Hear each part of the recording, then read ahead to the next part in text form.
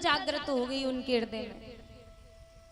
तो एक संत महात्मा थे, बड़ी सुंदर कथा बताते थे। एक व्यक्ति ने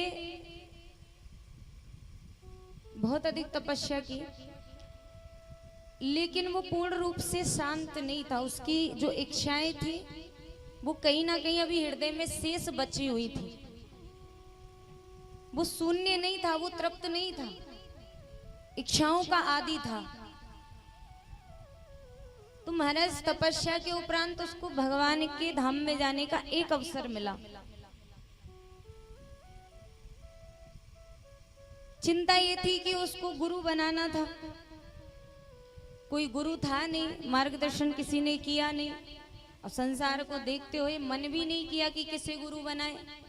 इसलिए भगवान की तपस्या की कि हमें अच्छा गुरु मिल जाए। भगवान के धाम में गए, भगवान ने कहा कि जाओ एक किसी वन में उस व्यक्ति को भेज दिया,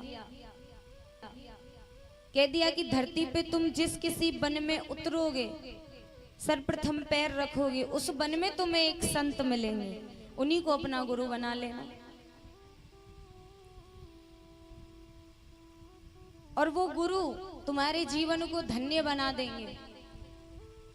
दोबारा से इस पृथ्वी लोक पर इस दुखायले में तुम्हें नहीं आना पड़ेगा। 84 लाख की जो योनियां होती हैं, इनसे तुम मुक्त हो जाओगे। वो इतने महान गुरु हैं, इतने श्रेष्ठ संत हैं। व्यक्ति आया तो एक विचित्र घटना वहां घटित हुई। आश्चर्यजनक एक घटना थी महाराज। संत महात्मा तो थे, लेकिन उनकी स्थिति थी वो बड़ी विचित्र थी। उस जंगल में, उस वन में एक शिवालय था छोटा सा। तो शिवालय की जो देली थी उसमें उनका सिर रखा हुआ, और जो उनके पैर थे वो शंकर भगवान की शिवलिंग के ऊपर रखे हुए थे। मन में सकुचाने लगा, ये कैसे गुरु हैं, ये कैसे संत हैं, इनको गुरु बनाएंगे हम?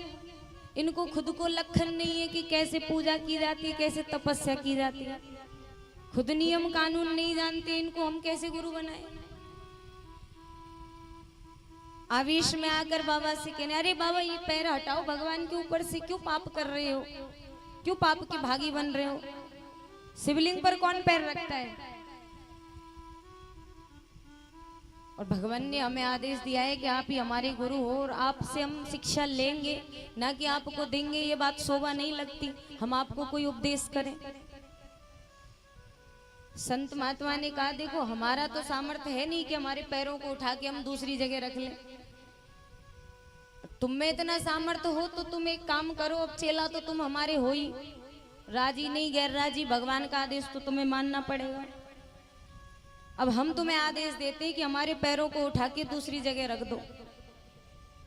अब जैसे ही पैरों को उठा के दूसरे स्थान पर रखा तो पैरों के नीचे स्वतः ही शिवलिंग प्रकट हो गई। अब दूसरी जगह रखा, तीसरी जगह रखा, ऐसे करके जगह जगह उनको रखने लगे, उनके चरणों को रखने लगे। अब जहां जहां पैर रखे वहां वहां शिवलिंग प्रकट हो जाए।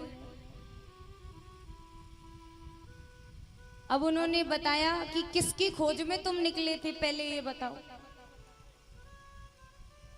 कि भगवान की खोज में निकले थे, लेकिन भगवान कहीं मिले नहीं, एक बार दर्शन करके आए हैं। और उन्होंने बताया है कि गुरु तुम्हें भगवत प्राप्ति कराएंगे, हमने तो केवल दर्शन दिए हैं, तुमको मार्गदर्शन बताया है। तो क्या तुम्हें भगवान मिल गए? कि पूर्ण रूप से तो अभी नहीं मिले।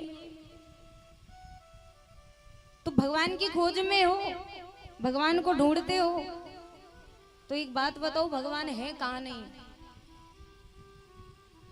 कुछ लोग कहते हैं अरे इधर मत पैर करो, इधर सिर मत करो, ये मत करो। देखिए हाँ, ये नियम होते हैं, इनका पालन करना चाहिए, हम इनके विरोधी नहीं है, ये भी चीजें सही हैं। लेकिन जो सरल व्यक्ति है, जो सरल भक्त है भगवान का, उसके लिए कोई नियम कानून नहीं है। कड़ कड़ में भगवान है। बाबा जहां जहां पैर रख रहे हैं वहां वहां भगवान प्रकट हो रहे हैं।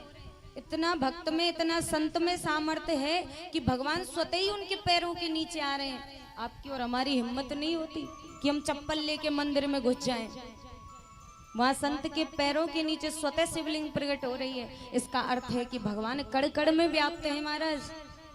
जो जगह जगह आप डोल रहे हैं, घूम रहे हैं कि भगवान यहाँ मिलेगा वहां मिलेगा,